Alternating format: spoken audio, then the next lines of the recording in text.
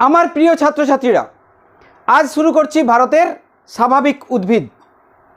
আজকের প্রথম ক্লাসে আমরা আলোচনা করব স্বাভাবিক উদ্ভিদের শ্রেণীবিভাগ নিয়ে।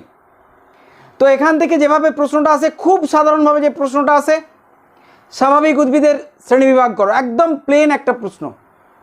তবে প্রশ্নটা কখনো কখনো ঘুরিয়ে আসে এবং এই ঘুরিয়ে আসা প্রশ্নটাই আবার বেশি ইম্পর্টেন্ট হিসেবে আমরা পেয়ে থাকি। স্বাভাবিক উদ্ভিদের বন্টনে জলবায়ুর প্রভাব আলোচনা করো। ভারতের স্বাভাবিক উদ্ভিদের বন্টনে জলবায়ুর প্রভাব আলোচনা করো। দুটো বিষয় একই, কিন্তু তা সত্ত্বেও তাদের মধ্যে সামান্য কিছু পার্থক্য রয়েছে।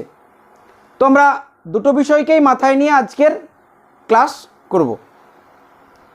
তো দেখো, এই প্রশ্নের জন্য আমরা ভূমিকা হিসেবে কি দেব একটু দেখে নিই, তাই তো? স্বাভাবিক প্রথমেই দিয়ে দেব, স্বাভাবিক উদ্ভিদের জন্ম, বৃদ্ধি ও বিকাশে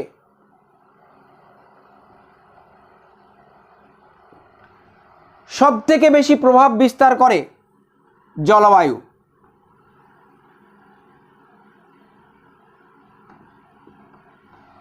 ক্লিয়ার? একদম খুব সাধারণ একটা বিষয় আমরা লিখেছি যে স্বাভাবিক উদ্ভিদের জন্ম অর্থাৎ তার জন্ম লাভ করা, বৃদ্ধি পাওয়া, বেড়ে ওঠা এবং তার বিকাশ, এই তিনটে বিষয়ে আর উপরে সবথেকে যে প্রভাব বিস্তার করে সেটাকে জলবায়ু। ক্লিয়ার?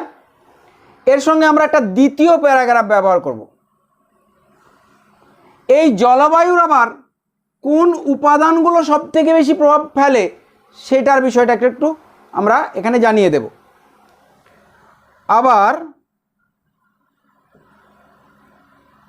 জলবায়ুর মূল দুটি উপাদান, জলবায়ুর মূল দুটি উপাদান, মূল বা প্রধান দুটি উপাদান উষ্ণতা ও বৃষ্টিপাতের উপর নির্ভর করেই, বৃষ্টিপাতের উপর নির্ভর করেই চিরহরিৎ, পর্ণমোচী, গুল্ম, মরু উদ্ভিদ প্রভৃতি উদ্ভিদ গোষ্ঠী গড়ে ওঠে। তাহলে দ্বিতীয় প্রায় আমরা কি জানালাম? এই জলবায়ুর আবার মূল বা প্রধান যে দুটো উপাদান উষ্ণতা আর বৃষ্টিপাত, এই দুটোর উপরেই প্রধানত নির্ভর করে এই চিরহরিৎ, পর্ণমোচী, গুল্ম প্রভৃতি উদ্ভিদ গোষ্ঠী গড়ে ওঠে।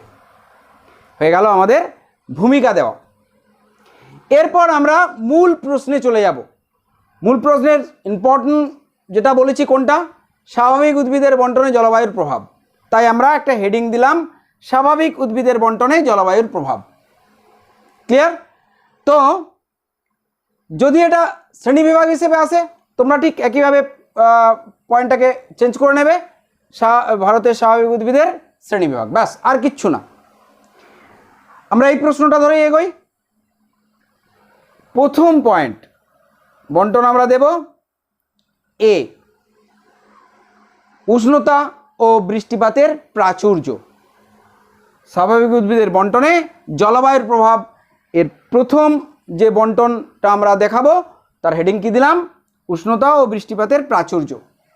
আর যদি প্রথম প্রশ্নটা আসে সেক্ষেত্রে আমাদের হেডিং কি হবে? চিরহরিৎ উদ্ভিদ। ক্লিয়ার?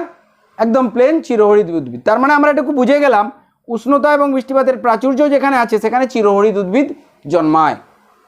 শুধু পয়েন্টটা আমাদের উল্টে যাবে। তো এর জন্য আমরা এবারে কিভাবে এর বর্ণনা দেব? প্রথম পয়েন্ট আছে স্বাভাবিক উদ্ভিদ। যদি প্রথম প্রশ্ন আসে চিরহরিৎ উদ্ভিদ লেখো, তাহলে আর স্বাভাবিক উদ্ভিদ লেখার দরকার নেই, যেটুকু আমরা লিখবো এর জন্যে সেটুকু দিলেই হবে। ক্লিয়ার? তো দেখে নিই কিভাবে স্বাভাবিক উদ্ভিদের বর্ণনা দেব। অধিক উষ্ণতা ও বৃষ্টিপাতের উপর নির্ভর করে, বৃষ্টিপাতের উপর নির্ভর করে, কি বললাম, অধিক উষ্ণতা বা অত্যধিক উষ্ণতা ও অত্যধিক বৃষ্টিপাতের উপর নির্ভর করে যে উদ্ভিদ গোষ্ঠী গড়ে ওঠে তাকে চিরহরিত উদ্ভিদ বলে। তাকে চিরহরিত উদ্ভিদ বলে। ক্লিয়ার? যদি এই পয়েন্টটা লিখি, এই প্রশ্নটা আসে, তাহলে স্বাভাবিক উদ্ভিদ বলে পয়েন্ট করব, দিয়ে এই সংজ্ঞাটা দিলাম। আর যদি চিরহরিত উদ্ভিদ আসে তাহলে আর এই স্বাভাবিক উদ্ভিদ কথাটা না লিখে এই অংশটাই আমরা তুলে দেব। অত্যধিক উষ্ণতা ও অত্যধিক বৃষ্টিপাতের উপর নির্ভর করে যে উদ্ভিদ গোষ্ঠী গড়ে ওঠে তাকে চিরসবুজ বা চিরহরিত উদ্ভিদ বলে। আশা করছি বোঝা গেছে। এবারে দেখো, এখানে বললাম অধিক উষ্ণতা আর অধিক বৃষ্টিপাত, তাহলে কতটা উষ্ণতা আর কতটা বৃষ্টিপাত সেটা আমাদের জানিয়ে দেওয়া দরকার। তাই আমরা সেই অংশটুকুতে নিয়ে এলাম, দুটো পয়েন্ট করলাম, উষ্ণতা আর বৃষ্টিপাত। শুধু কতটা উষ্ণতা লাগে আর কতটা বৃষ্টিপাত সেটুকুই শুধু উল্লেখ করে দেবো, এখানে বর্ণনা দেওয়ার কোনো দরকার নেই। উষ্ণতা কত? 25 ডিগ্রি সেলসিয়াস থেকে 30 ডিগ্রি সেলসিয়াস। এবারে যদি তোমাদের মনে হয় সেন্টেন্স দিতে পারো, তাহলে কী হবে, বড় হয়ে যাবে, কারণ অনেকগুলো শ্রেণীবিভাগ আছে। প্রশ্নটাকে আমাদের সংক্ষেপের মধ্যে সম্পূর্ণ বিষয়টাকে এখানে আনতে হবে, তাই লেখা বাড়ালেই কিন্তু সময়টা অনেক বেশি চলে যাবে। তো লিখতে পারো 25 ডিগ্রি সেন্টিগ্রেড থেকে 30 ডিগ্রি সেন্টিগ্রেড উষ্ণতাযুক্ত অঞ্চলে এই উদ্ভিদ গোষ্ঠী গড়ে ওঠে। ক্লিয়ার? অথবা এই প্লেন এইটুকু লিখে দেবে, 25 ডিগ্রি থেকে 30 ডিগ্রি সেন্টিগ্রেড উষ্ণতা। বৃষ্টিপাতের জায়গায় কি লিখব? 200 সেমির অধিক বৃষ্টিপাতযুক্ত অঞ্চল, অধিক বৃষ্টি। ক্লিয়ার? বোঝা গেছে নিশ্চয়ই? অধিক বৃষ্টিপাত আর উষ্ণতার বিষয়গুলো জানিয়ে দিলাম। এরপরে চলে যাই পরিলক্ষিত অঞ্চল। ভারতের কোন জায়গাতে এইরূপ উষ্ণতা আর বৃষ্টিপাতের উপরে নির্ভর করে এই চিরহরিত উদ্ভিদের বনভূমি গড়ে উঠেছে? দেখে নিই কোথায়। আমরা একবার চিত্রে যাই। এই যে ডটেড লাইনটা দেখতে পাচ্ছ, এই অংশ, এবং এখানে দেখা একটা গাঢ় ডটেড লাইন রয়েছে, এই প্রধানত এই দুটো অঞ্চল, এছাড়াও আছে কোনো কোনো জায়গায় পশ্চিমবঙ্গেরও কোনো অংশে রয়েছে। তো মূলত এই দুটি জায়গাতে এই বনভূমি এবং আন্দামান নিকোবর দ্বীপপুঞ্জও রয়েছে। তো পরিলক্ষিত অঞ্চল আমরা কি দেব? পশ্চিমঘাট পর্বতের পশ্চিম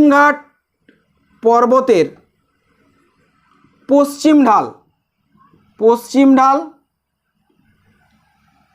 ক্লিয়ার? উত্তর পূর্ব ভারতের অরুণাচল প্রদেশ, মিজোরাম,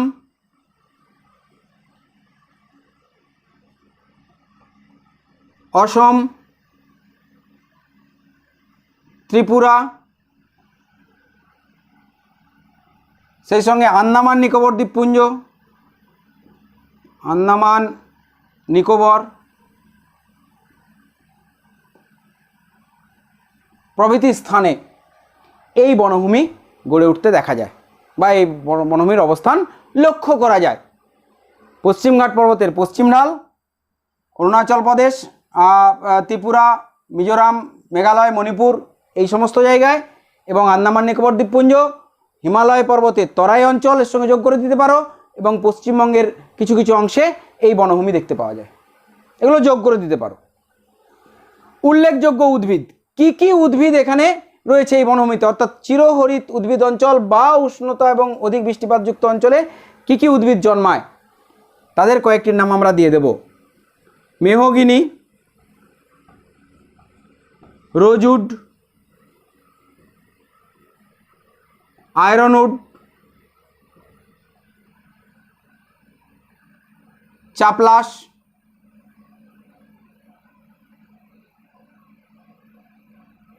গর্জন, রবার ইত্যাদি বলে কয়েকটা নাম তোমরা দিয়ে দেবে। এই উদ্ভিদগুলোর বৈশিষ্ট্য কিন্তু আমরা এই বড় প্রশ্নের ক্ষেত্রে দেব না। ক্লিয়ার? কারণ তাহলে প্রশ্নটা এত বড় হয়ে যাবে যে তোমাদের পরীক্ষার খাতায় উপস্থাপন করতে অনেক সময় চলে যাবে। যেহেতু শ্রেণীবিভাগ বলেছে, তাই শ্রেণীবিভাগের ক্ষেত্রে এটুকু অংশ তুলে দিলেই হবে। যদি শর্ট কোশ্চেন আসে আমরা এই শ্রেণীবিভাগের বেশ কিছু অংশকে নিয়ে আমরা পরবর্তী সময় শর্ট কোশ্চেন হিসেবে ক্লাস করব, সেখানে ডিটেলসে আলোচনা করব। বড় প্রশ্নের জন্য এটুকু দিলেই হবে। বি, পর্যাপ্ত উষ্ণতা ও মধ্যম বৃষ্টিপাত। ক্লিয়ার? পর্যাপ্ত উষ্ণতা ও মধ্যম বৃষ্টিপাত যখনই আমরা জলবায়ুর প্রভাব অনুযায়ী আলোচনা করছি তখন তার পয়েন্ট হবে এটা। আর যদি প্রথম প্রশ্ন অনুযায়ী তার পয়েন্ট হবে পর্ণমোচী উদ্ভিদ। তার মানে আমরা এর দিকে কি বুঝলাম, যে পর্যাপ্ত উষ্ণতা এবং মধ্যম বৃষ্টিপাত যুক্ত অঞ্চলে পর্ণমোচী উদ্ভিদ জন্মায়, এটাও আমরা জেনে গেলাম, তাই তো? তো যাই হোক, এক্ষেত্রে আমরা যেভাবে শুরু করব কি, প্রথমেই দিয়ে দেবো স্বাভাবিক উদ্ভিদ, আগের পয়েন্টের মতোই, চিরহরিৎ উদ্ভিদের মতোই। আর এই পয়েন্টটাকে নিয়েই আমরা উত্তরটাকে চেষ্টা করব দিতে। কিভাবে দেব? পর্যাপ্ত উষ্ণতা ও মধ্যম বৃষ্টিপাতের উপর নির্ভর করে, মধ্যম বৃষ্টিপাতের উপর নির্ভর করে যে বিশেষ উদ্ভিদ গোষ্ঠী গড়ে ওঠে, যে বিশেষ উদ্ভিদ গোষ্ঠী গড়ে ওঠে তাকে পর্ণমোচী উদ্ভিদ বলে, উদ্ভিদ বলে। ব্যাস, এর বাইরে আর কিচ্ছু দেব না। পর্যাপ্ত উষ্ণতা এবং মধ্যম বৃষ্টিপাতের উপর নির্ভর করে যে বিশেষ উদ্ভিদ গোষ্ঠী গড়ে ওঠে তাকে পর্ণমোচী উদ্ভিদ বলে। ক্লিয়ার? আমাদের এবারে কি দেব আমরা? উষ্ণতা আর বৃষ্টিপাত। এই পর্যাপ্ত উষ্ণতা বলতে কতটা উষ্ণতা, মধ্যম বৃষ্টিপাত বলতে কতটা বৃষ্টিপাত, সেটা আমরা এখানে জানিয়ে দেব। উষ্ণতার ক্ষেত্রে কি দেব?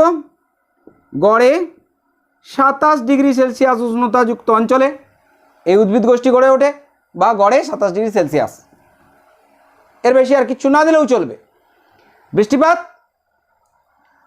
গড়ে 100 থেকে 100 সেন্টিমিটার থেকে 200 সেন্টিমিটার।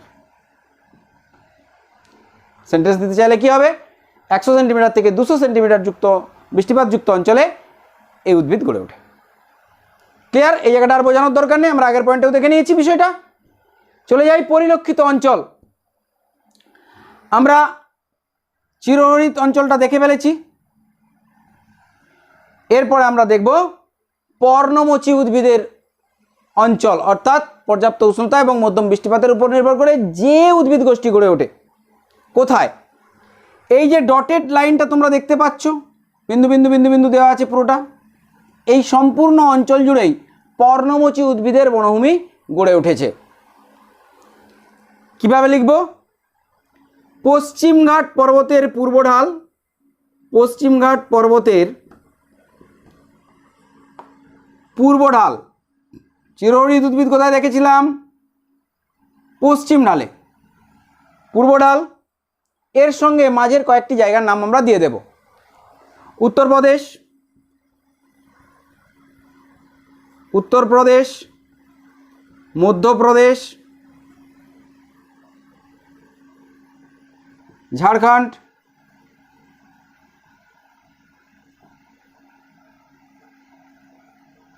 প্রভৃতি অঞ্চলে এই বনভূমি গড়ে উঠতে দেখা যায়। ক্লিয়ার? আমাদের পশ্চিমবঙ্গের মধ্যেও রয়েছে, পশ্চিমবঙ্গ যোগ করে দিতে পারো, পশ্চিমবঙ্গ প্রভৃতি অঞ্চলে এই বনভূমি গড়ে উঠতে দেখা যায়। ক্লিয়ার? উল্লেখযোগ্য উদ্ভিদ একদম পরপর পয়েন্ট 1 অনুযায়ী আমরা লিখব, এবং আশা করছি তোমাদের মনে রাখতেও কোনো অসুবিধে হবে না। ক্লিয়ার?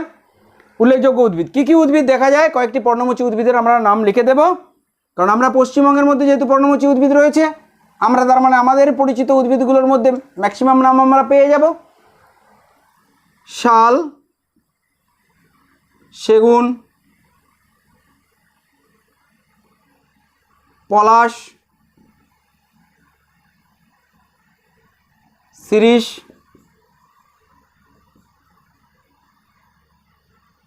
ইত্যাদি ইত্যাদি, মহুয়া, বলে 4-5টা উদ্ভিদের নাম তোমরা এর সঙ্গে দিয়ে দেবে, তাহলেই হয়ে যাবে আমাদের বি পর্ণমোচী উদ্ভিদের বর্ণনা। ক্লিয়ার?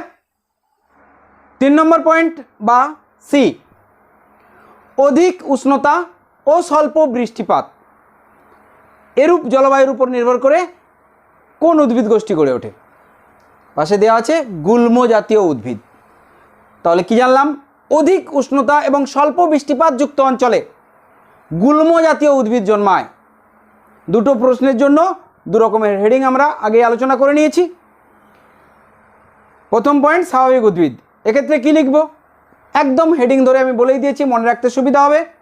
অধিক উষ্ণতা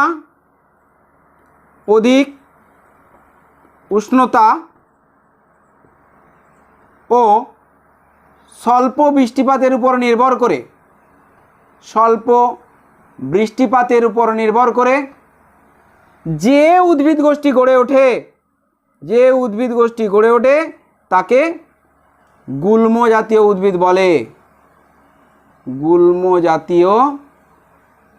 উদ্ভিদ বলে।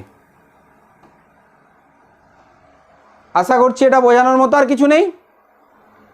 এবারে উষ্ণতা আর বৃষ্টিপাতটা উল্লেখ করে দেব প্রতিটা পয়েন্টের মতোই।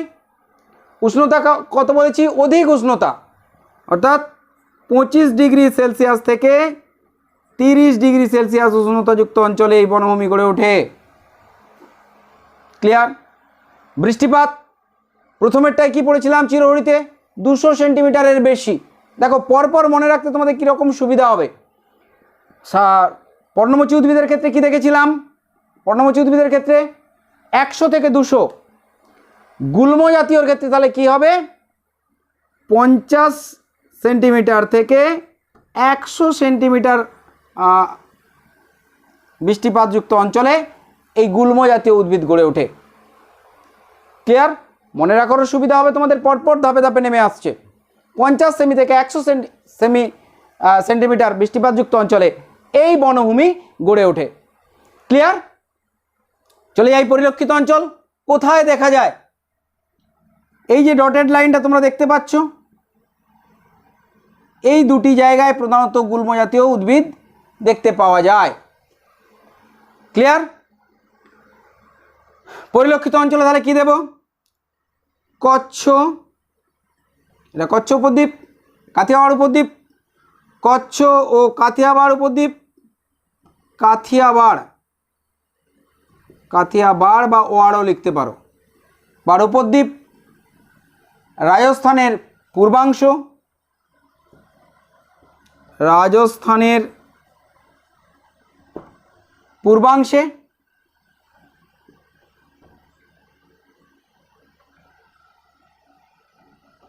পূর্বাংশে এবং দক্ষিণ ভারতের মধ্য অঞ্চলে বা দাক্ষিণাত্য মালভূমি অঞ্চলে, দক্ষিণ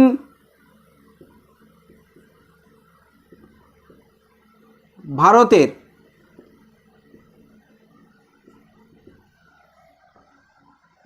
মধ্য অঞ্চলে এই বনভূমি গড়ে উঠতে দেখা যায়। ছবিটা অবশ্যই মনে রাখবে, পারলে এই প্রশ্নের সঙ্গে যদি দিতে পারো খুব ভালো হয়। তাহলে আমরা কি দেখে নিলাম? পরিলক্ষিত অঞ্চল দেখে নিলাম।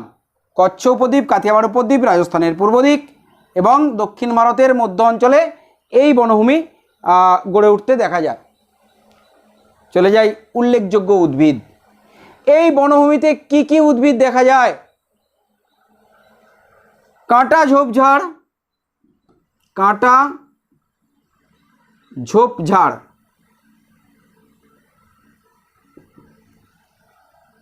কাশ,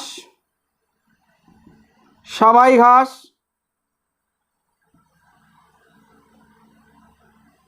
প্রভৃতি।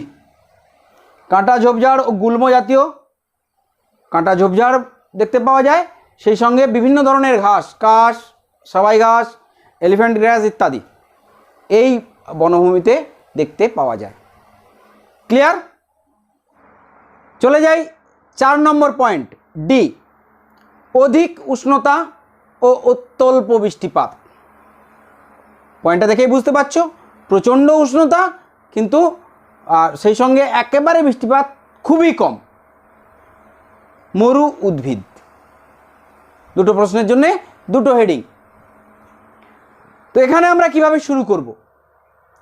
অধিক উষ্ণতা একই রকমভাবে, অধিক উষ্ণতা ও ও অত্যল্প, একেবারে খুবই কম অত্যল্প বৃষ্টিপাতের উপর নির্ভর করে যে উদ্ভিদ গোষ্ঠী গড়ে ওঠে তাকে মরু উদ্ভিদ বলে। তাকে মরু উদ্ভিদ বলে। এর বেশি আমরা আর কিছু দেব না, বোঝা গেছে? এরপরে অধিক উষ্ণতা কত আর অত্যল্প বৃষ্টিটা কত উল্লেখ করে দেব। উষ্ণতা 40 ডিগ্রি সেন্টিগ্রেডের বেশি, একদম প্লেন। বৃষ্টিপাত 50 সেন্টিমিটারের কম। প্রথমেরটাই ছিল চিরহরিতে 200-র বেশি, 100 থেকে 200 পর্ণমোচী।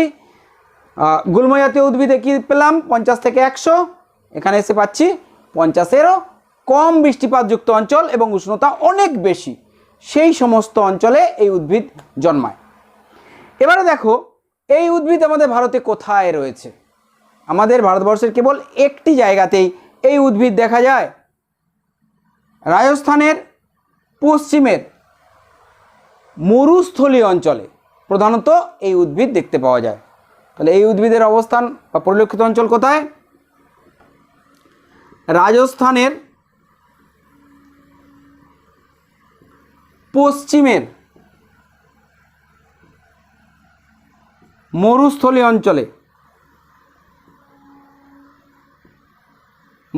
অঞ্চলে, এই মরু উদ্ভিদের বনভূমি গড়ে উঠতে বা মরু উদ্ভিদ জন্মাতে দেখা যায় বা এই বনভূমি গড়ে উঠতে দেখা যায়। আর এগুলো নিয়ে আমি ডিটেলসে বলছি না, কারণ অনেকবার আমাদের একই টাইপের বিষয়। চলে যাই উল্লেখযোগ্য উদ্ভিদ, কয়েকটি উদ্ভিদের নাম দিয়ে দেব। ক্যাকটাস জাতীয় উদ্ভিদ, ক্যাকটাস জাতীয় উদ্ভিদ, সমস্ত ক্যাকটাস জাতীয় উদ্ভিদ যেমন ফণিমনসা, তেসিরা মনসা, পাতা মনসা ইত্যাদি। বাবলা, খেজুর প্রভৃতি। একদম এর বেশি আর আমাদের দেওয়ার কিছু দরকার নেই, বোঝা গেল? চলে যাই পরের পয়েন্টে। সামুদ্রিক লবণাক্ত আবহাওয়া, পাশে কি দেওয়া আছে? ম্যানগ্রোভ উদ্ভিদ। ক্লিয়ার? 5 নম্বর পয়েন্ট। এখানে যেভাবে আমরা উত্তরটা দেব, শুরু করব। সামুদ্রিক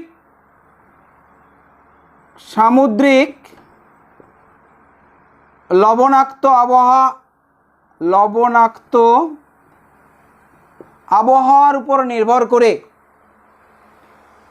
এক বিশেষ উদ্ভিদ গোষ্ঠী গড়ে উঠতে দেখা যায়, এদের ম্যানগ্রোভ উদ্ভিদ বলে। ম্যানগ্রোভ উদ্ভিদ বলে।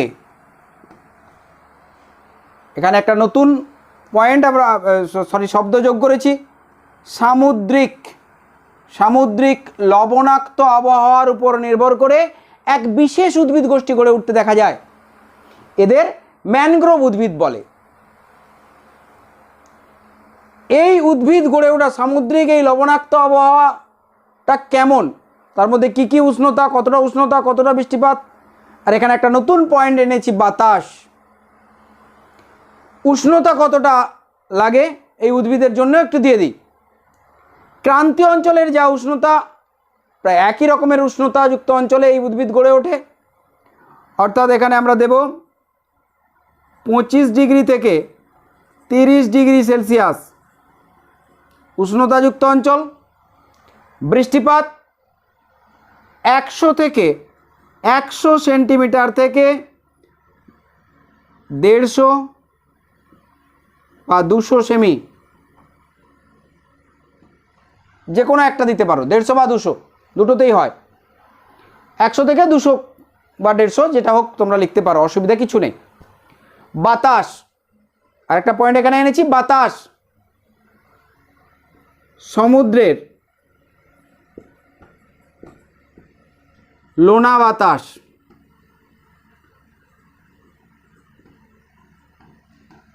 এই বিশেষ উদ্ভিদ গোষ্ঠী গড়ে তুলতে সাহায্য করেছে।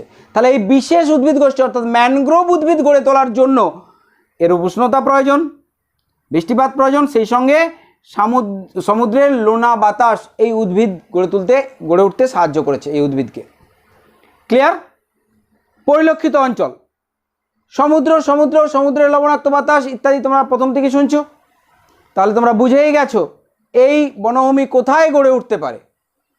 সমুদ্রের উপকূলবর্তী অঞ্চল বা তীরবর্তী অঞ্চলে এবং বিভিন্ন নদীর বদ্বীপ অঞ্চলে। ভারতের ক্ষেত্রে প্রধানত গঙ্গার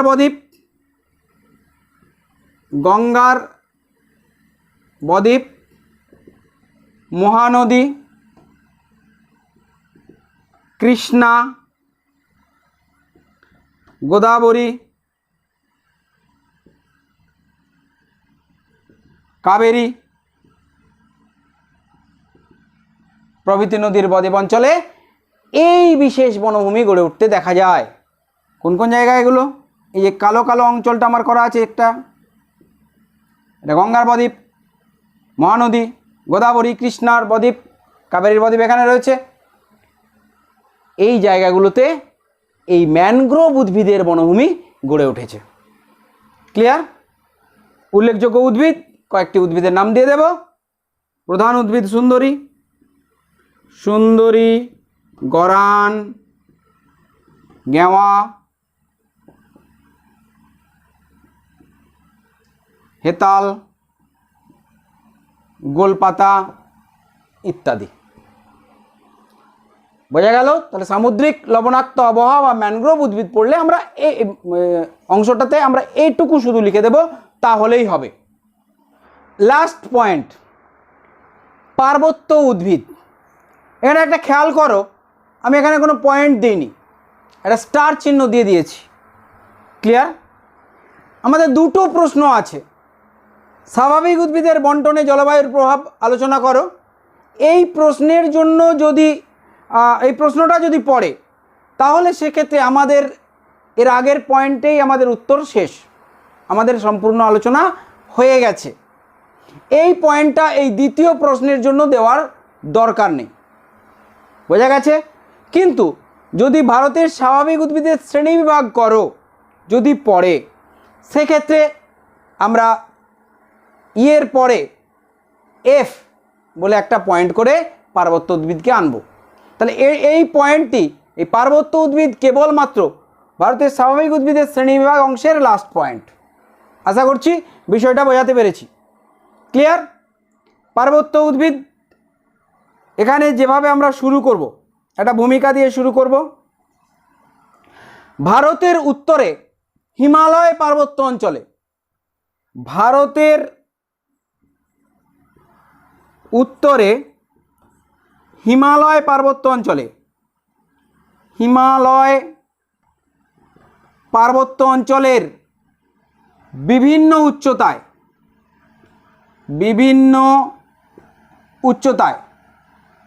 বিভিন্ন প্রকার উদ্ভিদ গোষ্ঠী গড়ে উঠতে দেখা যায়। এদের সকলকেই একসঙ্গে পার্বত্য উদ্ভিদ বলে বা এদের পার্বত্য উদ্ভিদ বলে। কি বললাম তাহলে? পার্বত্য উদ্ভিদ কোথায়? কেবল ভারতের উত্তরের হিমালয় পার্বত্য অঞ্চলে। হিমালয় পার্বত্য অঞ্চলের বিভিন্ন উচ্চতায় বিভিন্ন ধরনের উদ্ভিদ গোষ্ঠী গড়ে উঠতে দেখা যায়। এই সমস্ত উদ্ভিদ গোষ্ঠীকেই পার্বত্য উদ্ভিদ বলে। তাহলে এক কথায় কি দাঁড়ালো? হিমালয় পার্বত্য অঞ্চলের উদ্ভিদকেই ভারতে পার্বত্য উদ্ভিদ বলে ভাগ করা হয়েছে। বোঝা গেল? তাহলে পার্বত্য উদ্ভিদ বলতে বোঝায় হিমালয় পার্বত্য অঞ্চলের উদ্ভিদ। অবস্থান, আমরা তো বলেই দিলাম হিমালয় পার্বত্য অঞ্চলের উদ্ভিদ, আবার অবস্থান বলে আমি পয়েন্ট দিয়েছি কেন? এই কারণেই দিয়েছি যে হিমালয় পর্বতের ঠিক কোন জায়গাটাতে এই উদ্ভিদ গোষ্ঠী গড়ে উঠেছে, কতটা অঞ্চল জুড়ে এই উদ্ভিদ গোষ্ঠী অবস্থান করছে, এখানে সেই অংশটুকু দেব। হিমালয় পর্বতের পাদদেশ থেকে শুরু করে 4500 মিটার উচ্চতা পর্যন্ত অংশে এই উদ্ভিদ গোষ্ঠী অবস্থান করে। ক্লিয়ার? স্বাভাবিক উদ্ভিদ বলে একটা পয়েন্ট এনেছি, এখানে আমি কি দেব? এই যে একটু আগে আমি বললাম, এই যে হিমালয়ের বিভিন্ন উচ্চতায় বিভিন্ন উদ্ভিদ গোষ্ঠী গড়ে উঠেছে, সেই কোন কোন উদ্ভিদ গোষ্ঠীগুলো গড়ে উঠেছে তাদের শুধু নামটা এখানে আমি উল্লেখ করে দেব। ক্লিয়ার? হিমালয়ের বিভিন্ন উচ্চতায় বিভিন্ন উদ্ভিদ গোষ্ঠী গড়ে উঠেছে, সেই নামগুলো শুধু আমরা এখানে উল্লেখ করব। যে এই পর্বতের বিভিন্ন উচ্চতায়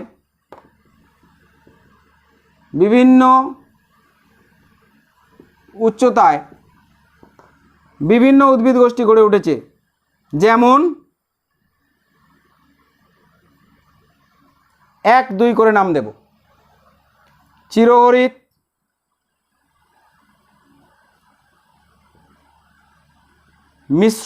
চিরহরিৎ বনভূমি,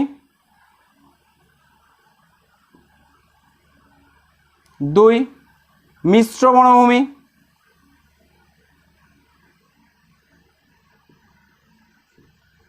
3 সরলবর্গীয় বনভূমি, 4 আলপীয় বনভূমি।